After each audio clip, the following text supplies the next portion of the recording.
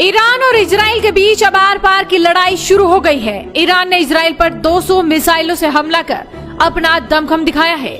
मंगलवार की रात को ईरान ने बैलिस्टिक और हाइपरसोनिक मिसाइलों की इजराइल में बरसात कर दी। ईरान का दावा है कि 90% मिसाइलें टारगेट पर पहुंची। वहीं इजराइल ने बोल दिया है कि सही समय पर करारा जवाब मिलेगा। उधर सबकी नजरें भारत पर भी हैं। पीएम मोदी ने भी नेतन्याहू से फोन पर बातचीत की थी और ये भी कहा था कि आतंकवाद की दुनिया में कोई जगह नहीं है। भारत की मोदी सरकार ने इस वक्त इजराइल को समर्थन देकर ये साबित कर दिया कि वो अपनों के साथ कंधे से कंधा मिलाकर खड़ा है, चाहे कोई भी परिस्थिति हो।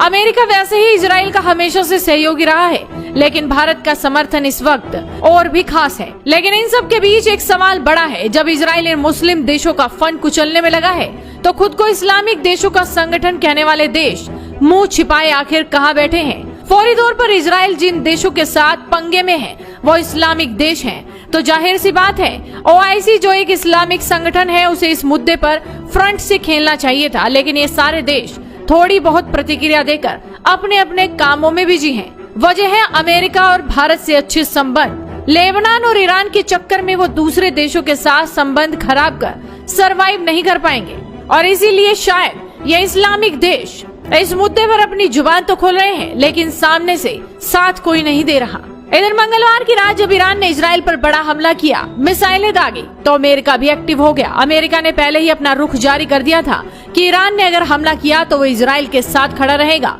अमेरिका ने इजराइल को चेताया भी था कि ईरान हमला कर सकता है। इजराइल पर ईरान के हमले के बाद अमेरिकी राष्ट्रपति जो बाइडेन ने ट्वीट कर कहा कि आज सुबह कमला हैरिस और मैंने अपनी राष्ट्रीय सुरक्षा टीम को इजराइल के खिलाफ आसन मिसाइल हमले की ईरानी योजनाओं पर चर्चा करने के लिए बुलाया।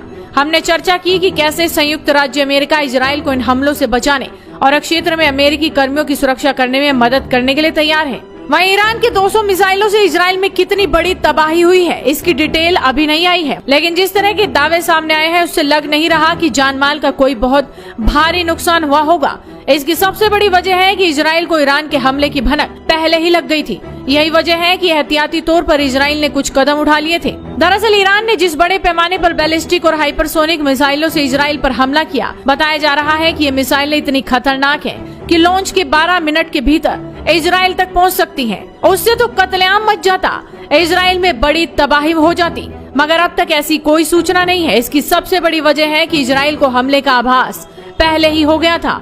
ईरान ने मंगलवार रात को मिसाइलों से हमला किया, मगर इजराइल को दोपहर में ही इसकी भनक लग गई थी। वो ईरानी हमले को काउंटर करने और अपने लोगों को बचाने में जुट गया था।